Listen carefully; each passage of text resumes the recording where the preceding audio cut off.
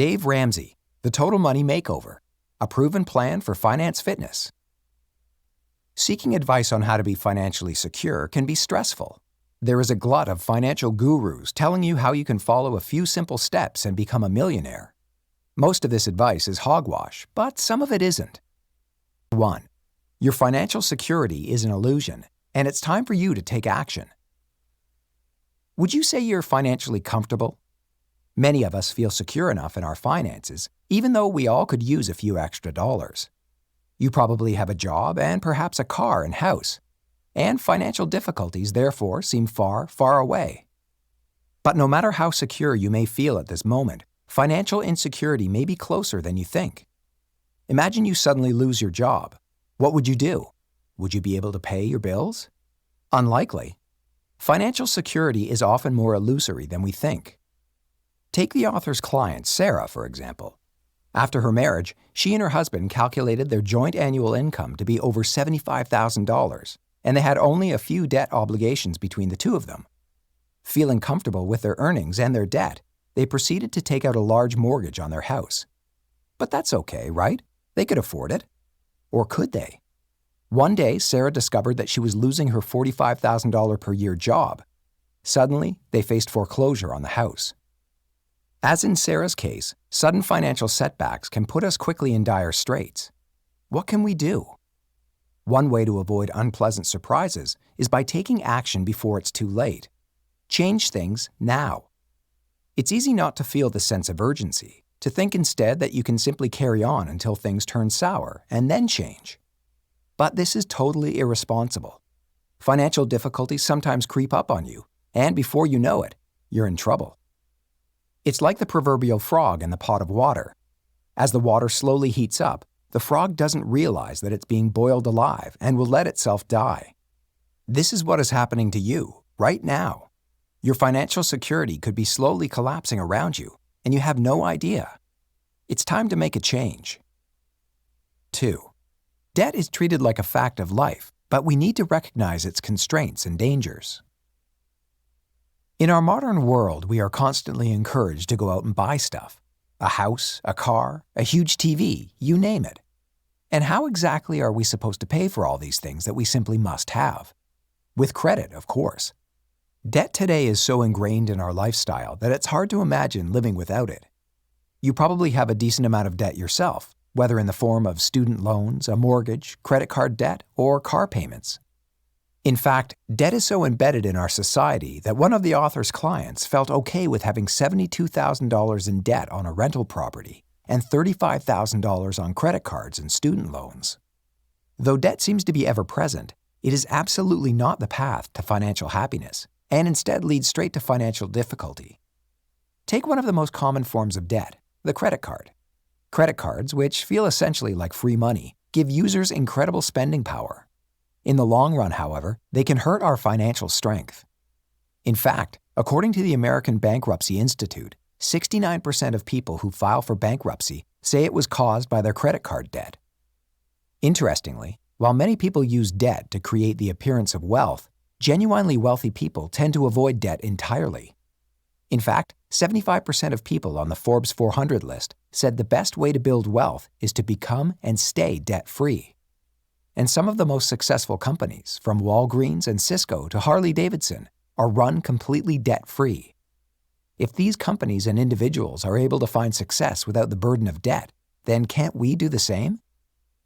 3.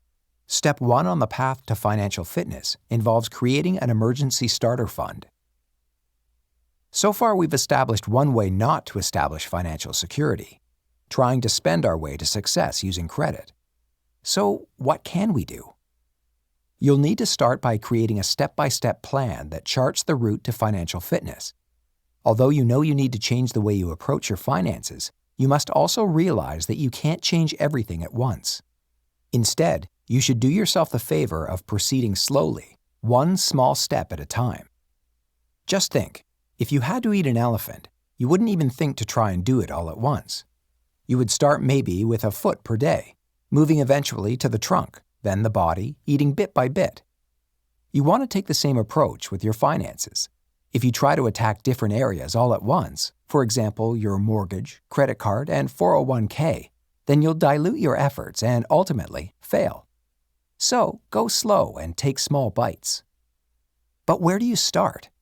The first step on your Total Money Makeover is to grow a starter emergency fund, a $1,000 chunk set aside in case of a rainy day.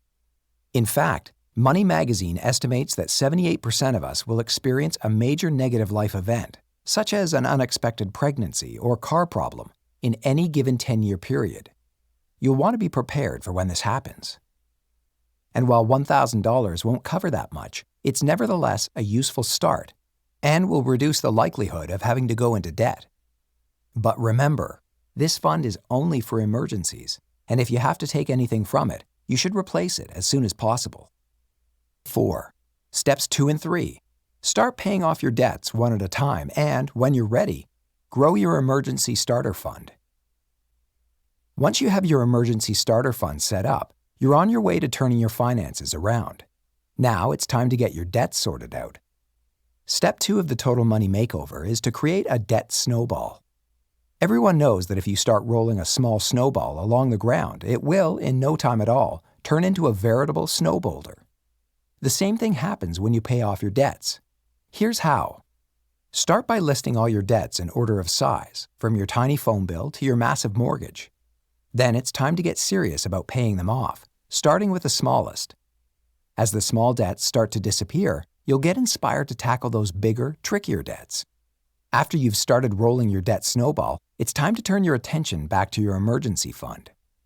The goal of Step 3 is to grow your emergency fund so that it could cover your expenses for a 3 to 6 month period. Of course, everyone has different spending needs, so this number isn't fixed. However, it often ranges from $5,000 to $25,000. To make things more concrete, if your family earns $3,000 per month, aim to save $10,000 or even more. Now let's say you succeeded and have a bigger emergency fund. You'll find that this gives you the confidence to continue on the path toward financial freedom. If, as you pay off your debts, you have to use some or even all of your savings and retirement funds, you'll have an emergency fund that'll cover you for half a year. That allows you to get on with your life, securely and confidently. 5. Step 4. Invest 15% of your income in mutual funds to provide for yourself in retirement. Everyone has big worries about the financial situation they'll face after retirement. We ask ourselves, will we have enough money to live comfortably in our golden years? In order to overcome such fears, we turn to Step 4 of the Total Money Makeover. A dignified and secure retirement will require you to invest 15% of your income. Although this might seem like a lot, there are a number of reasons why it's worth setting aside that kind of money. For starters, old age simply wouldn't be any fun if you had to rely on others to maintain a comfortable living. This is especially true if you are hoping to live off government pension plans. By the time you reach retirement age, the chances of our inept government providing for a dignified life are negligible. It can be tempting to put aside less for retirement so that you can focus on things like your children's college fund or quickly paying down the mortgage. But your kids' degrees won't feed you after you retire, and too many senior citizens live in a paid-for house with no disposable income. Once you have committed to putting away 15% of your income, where exactly should you invest it? For the best returns, the author recommends mutual funds. Throughout history, the stock market averages just below 12% in returns. Mutual funds take advantage of this trend and thus make for an excellent choice for long-term investment.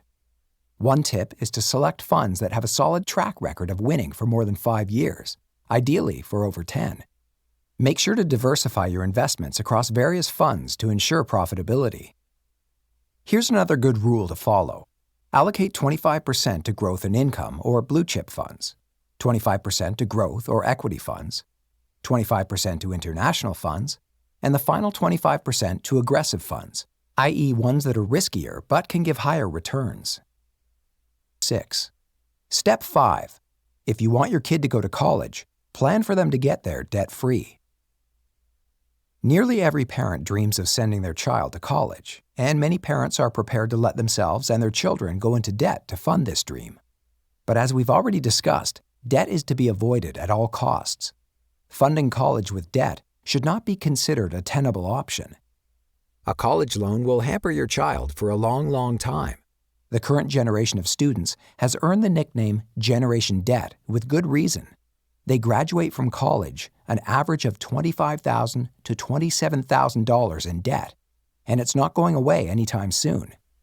So how should you pay for college? One way, of course, is to win a scholarship, or to simply save up enough in cash to foot the bill. Yet there is another way, using an education savings account, ESA, and funding it in a growth stock mutual fund. If you were to invest $2,000 a year in a prepaid tuition plan from the birth of your child until their 18th birthday, you would end up with $72,000 worth of tuition. However, if you instead used an ESA funded by mutual funds, which average 12%, you'd have $126,000 to spend on education and living expenses. And as long as you use this account to pay education expenses, the money is tax-free. But even with this option, you must ask yourself whether a college degree is the right thing to invest in for your child. In his book, Emotional Intelligence, about successful people, Daniel Goleman states that only 15% of success can be attributed to training and education. The remaining 85% is attributed to attitude, perseverance, diligence, and vision. These latter qualities will take you much further in life than some piece of paper with the words degree scrawled on it. So, does your kid need to go to college? If getting there means going into debt, then certainly not. 7. Step 6 is becoming debt-free by paying off the biggest loan of them all, your mortgage. How long have you been paying off your mortgage? Often, they take decades to finally pay off. Step 6 of the Total Money Makeover is about paying it off as soon as possible. For most people, this is the final hurdle on their path to financial fitness, and paying it off will leave them absolutely debt-free. However, there are many pitfalls that can prevent you from finishing off your mortgage. It's your job to avoid them. For example, you'll hear it suggested that you should borrow money against your home, taking advantage of low interest rates and investing your money in the stock market. But this is terrible advice. Imagine, hypothetically, that you borrow $100,000 against your home at 8% interest and invest it in stocks with 12% return. In this scenario, you stand to make $12,000 in profit. After paying the interest on your mortgage, in this case $8,000, you'd have a healthy $4,000 left over. Not so bad. But that doesn't take into consideration all the taxes and fees that go hand in hand with playing the stock market. In the end, you're left with around $1,000, hardly worth it for such a huge risk. Another misconception is that it's possible to take out a 30-year mortgage with the promise to pay it back in 15 years. But you will inevitably run into expenses that take you off course: high heating bills, dog vaccinations, sick children, and so on. And if they aren't compelled by law to do so, virtually no one ever makes the extra payments necessary to pay off a loan that quickly. However, it's often better to simply take a shorter mortgage out anyway. In comparison to a 30-year mortgage at 7%, a 15-year mortgage will earn you a savings of $150,000 over the course of the mortgage. Think about what you could do with that kind of money. 8. Step 7. Follow your plan and spend and give away your money if you have it. At this point, you're right on the brink of financial fitness. You're on the last leg of your journey with just one final step to go. Once you are debt-free and have begun to save for your future, it's time to start building up your wealth. Surround yourself with experts, people like tax advisors, CPAs, estate planning attorneys, etc., who can offer you sound advice on what you need to do with your money. And no matter what, stick to your plan. As you grow older, you'll find yourself more inclined to react to small changes in the market, especially if you fear a downturn is looming. But don't fret. These small blips are nothing compared to the market's trend of long-term growth. Finally, understand that financial fitness doesn't mean living like a Scrooge. Have fun with your money when you can. Fun is a crucial element of the Total Money Makeover. Should anyone wear a $30,000 watch, drive a $50,000 car, or live in a $700,000 home? Absolutely, but only if they can actually afford them. You have to learn to spend your money only on what you can afford and forget the rest. When the right opportunity presents itself, you should also be prepared to give your money away. Giving money away is just as fun as spending it, and possibly even more rewarding. It feels good being generous, but you need to have before you can give. At last, you've completed your journey to financial freedom. Now it's time to enjoy it, living in comfort, happiness, and security. The key takeaway from this book is that for most people, financial security is little more than a comforting illusion. However, you can turn your financial situation around by following 7 baby steps that put you on the path to a debt-free and financially successful life.